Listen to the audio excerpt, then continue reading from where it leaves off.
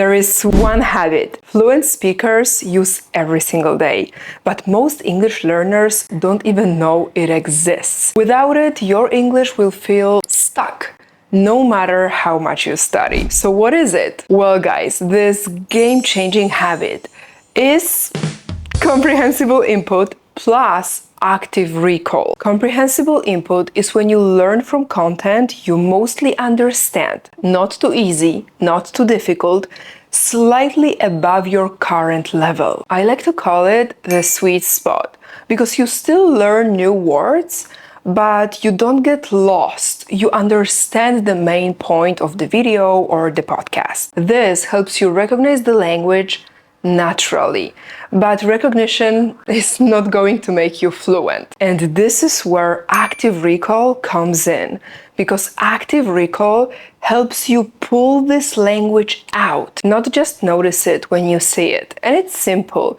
After you watch something or read something, try to remember the key phrases by yourself. Say them out loud, repeat them in your head, or explain the whole story that you just watched or read to yourself. You can also write a couple of quick sentences using these key phrases. We're gonna dive even deeper into active recall later in today's video. But basically, this is how you shift English from short-term memory into real automatic fluency. And the best part, you can do it with things you actually enjoy.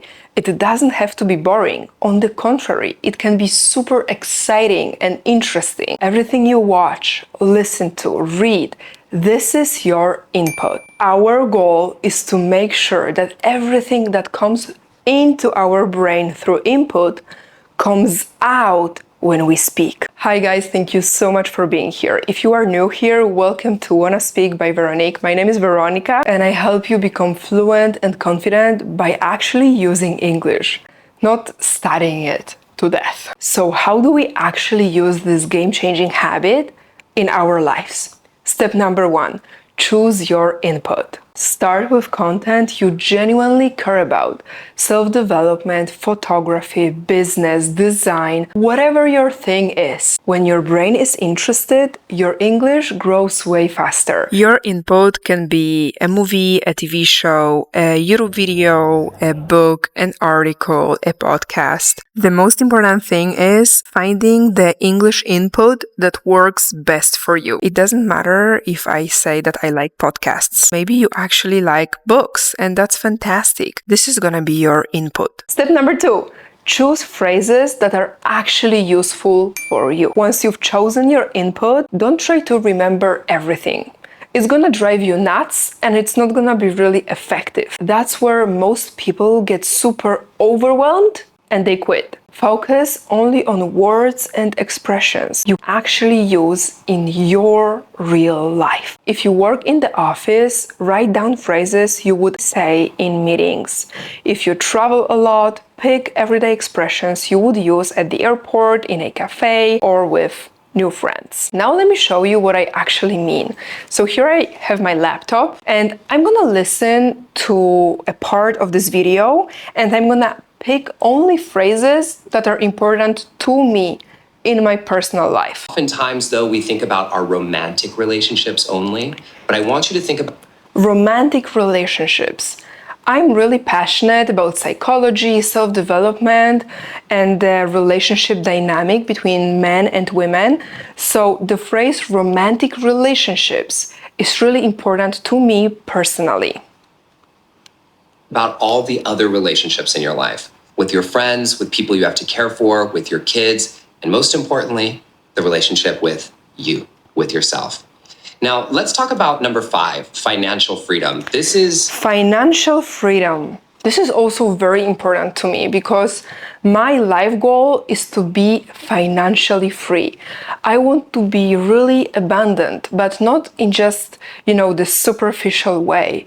I really want to be surrounded by abundance, not only money, but also love, the abundance of peace and freedom and stuff like that. I'm not gonna go really that deep into this topic here today, but these two expressions, romantic relationships and financial freedom, are really important to me personally. So I'm gonna grab my journal.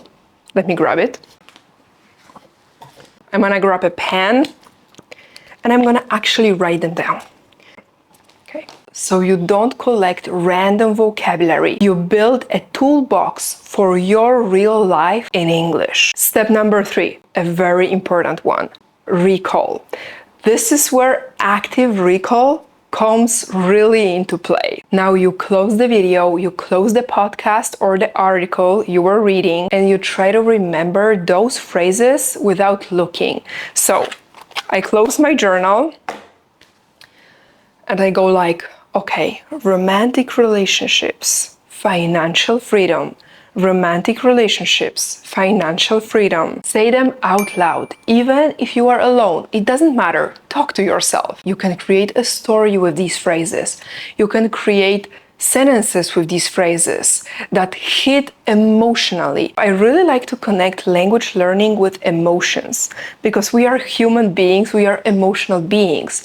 So as I said, these two phrases, romantic relationships and financial freedom, are very important to me personally. So for example, I could create sentences like, I really value my romantic relationship because my romantic relationship with my boyfriend teaches me a lot about me, about my past, about my traumas, about my childhood, because this is such an intimate relationship. And at the same time, being in a relationship with my boyfriend helps me really focus on my goals, because my boyfriend is also really focused on his goals. And this is how we can build financial freedom together.